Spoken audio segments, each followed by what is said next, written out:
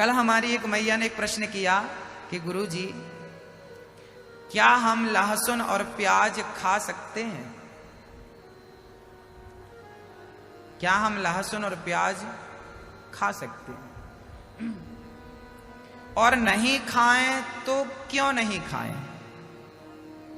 आखिर लहसुन प्याज को गुरुजी लोग क्यों मना करते हैं? अब मैं आपको अपनी राय रखूंगा, ये मेरी पर्सनल सोच है। क्यों नहीं खाते मैं सब कारण बताऊंगा, और इसमें एक मेरी छोटी सी अपनी विचारधारा है, वो भी आप तक पहुंचाऊंगा। लहसुन प्याज का भोग भगवान को क्यों नहीं लगता, पहले ये समझ लीजिए। क्योंकि जब समुद्र मंथन हुआ था तो मंथन में अमृत निकला था। उस अमृत के लिए ना देवासुर संग्राम हुआ था। वो संग्राम जब हुआ तो राक्षसों ने अमृत को छीन लिया था, धोखे से ले लिया। तब मोहिनी भगवान आए। भगवान नारायण ने मोहिनी का अवतार धारण किया और अमृत लेकर देवताओं को भगवान अमृत पिलाने लगे। तो सूर्य और चंद्रमा के बीच में ना राहु प्रवेश कर गया और धोखे से उस अमृत को राहु ने पी लिया।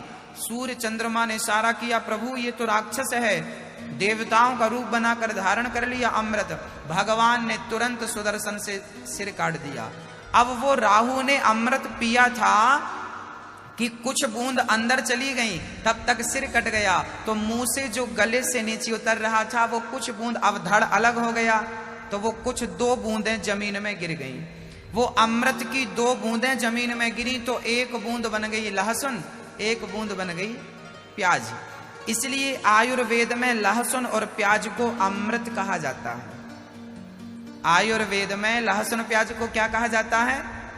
अमृत कहा जाता है। लहसुन प्याज खाना चाहिए, पर कब खाना चाहिए और किस मात्रा में खाना चाहिए वो समझिए। बहुत गर्मी पड़ रही है तब आप प्याज का रस पी सकते हैं। बहुत सर्दी पड़, क्योंकि प्याज ठंडी होती है, और बहुत सर्दी पड़ रही है तो सरसों के तेल में लहसुन को पका करके आप 2-4 खा सकते हैं ताकि आपको सर्दी ना लगे। आयुर्वेद में लहसुन प्याज का स्थान है। चूंकि वो एक राक्षस के गले से होता हुआ गुजरा है, इसलिए उसका भोग कभी भगवान को, क्योंकि वो जूठा है।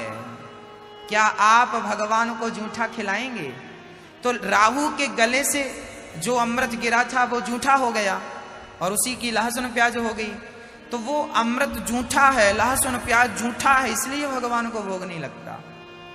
और संत जन कहते हैं ये तामसी भी होता है।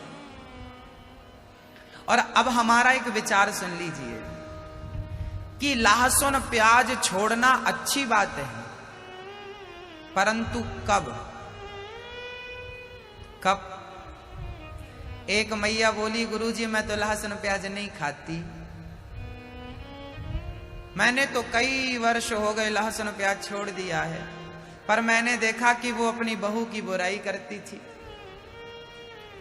मैंने कहा मैया जी लहसुन प्याज छोड़ दिया, तुमने ये बुराई करना कब छोड़ोगी?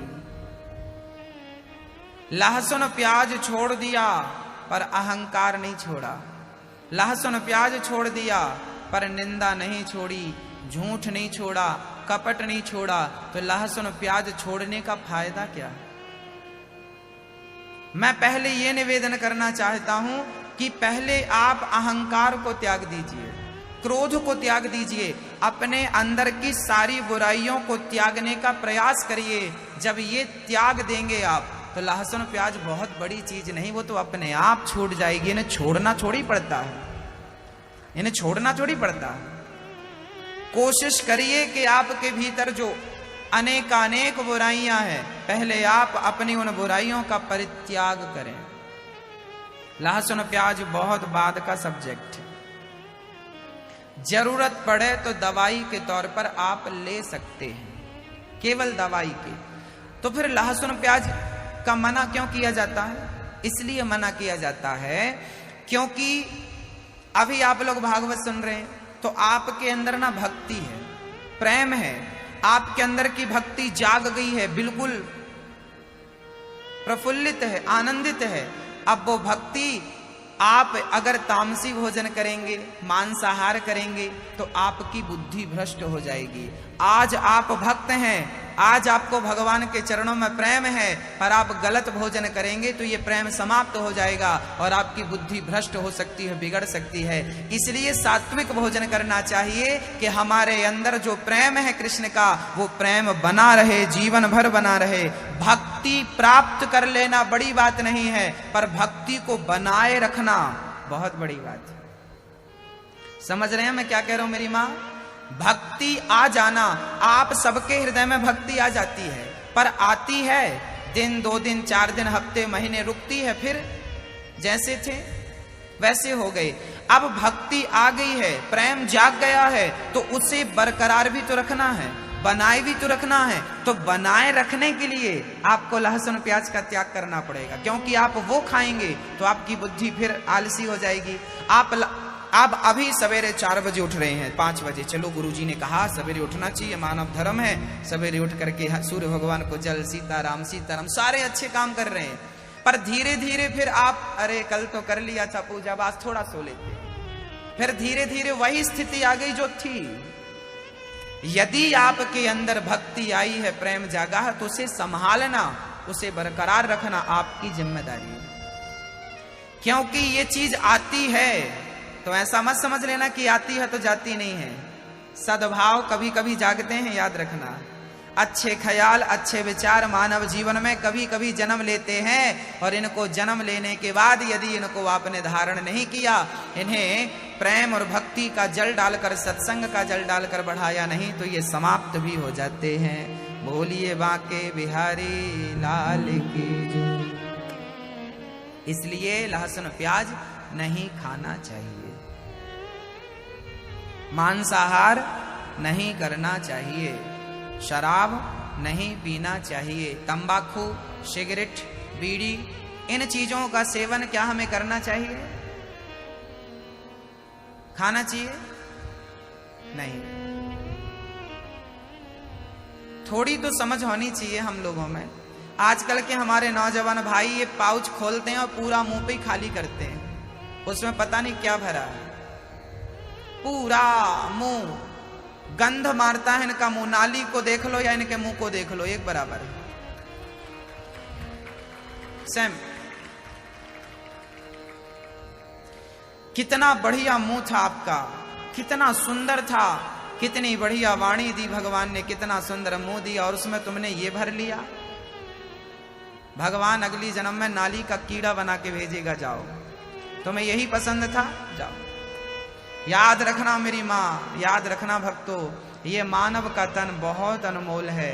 ये व्यर्थ की चीजें खा करके अपने जीवन को नष्ट ना करिए।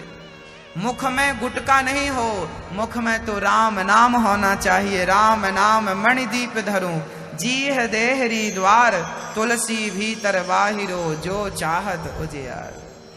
किस लिए तुम्हें मुंह दिया है? राम नाम गाने के लिए मुंह दिया है, राम को हृदय में धारण करने के लिए तुम्हें इतना बढ़िया मुंह दिया है। बोलो राम, बोलो राम, राम राम राम राम राम राम राम बोलने के लिए मुंह दिया है। ये गुटखा खा के पगुराने के लिए नहीं दिया, पगुराते रहते हो। तो मेरे नौजवान भाई, आप में से कौन कौन खाता है, जरा हमें बताओ। गुटखा कौन कौन खाता? अच्छा, आप लोग खाते हैं, आप भी खाते हैं, आप भी खाते हैं, आप भी, अच्छा आप भी, और कौन? अच्छा, साहब भी खाते हैं। सारे लोग गुटखा खाते हैं। अच्छा, क्या मिलता है गुटखा खाने से? प्रार्थना करने लगी, हे गोविंद, मुझ दासी की विनती स्वीकार कर लो। और भगवान चले आए विदुरानी के घर। विदुरानी देखकर गदगद हो गई, चरणों से लिपट गई, भगवान को हृदय से लगाया। भगवान बुआ बुआ कह करके हृदय से लग गए।